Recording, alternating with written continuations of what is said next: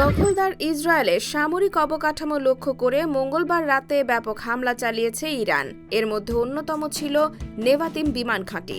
যুক্তরাষ্ট্রের সংবাদ মাধ্যম সিএনএন হামলার ভিডিও বিশ্লেষণ করে জানিয়েছে, নেভাতিম ঘাঁটিতে অন্তত কয়েক ডজন মিসাইল ছুড়েছে ইরান, যেগুলো একের পর এক ঘাঁটিতে আঘাত হানতে দেখা গেছে।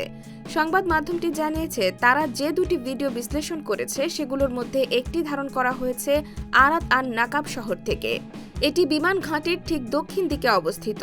ভিডিওতে যেসব ভবন দেখা গেছে সেগুলোর সঙ্গে পুরনো ছবির দৃশ্যতা খুঁজে পেয়ে সিএনএন নিশ্চিত করেছে ভিডিওটি ঘাঁটির পাশ থেকেই ধারণ করা হয়েছে।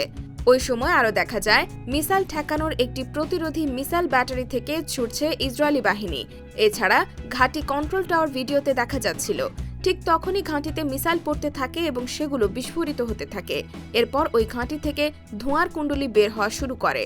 তখনও ঘাঁটিতে একের পর এক মিসাইল পড়তে ও বিস্ফোরিত হতে দেখা গেছে।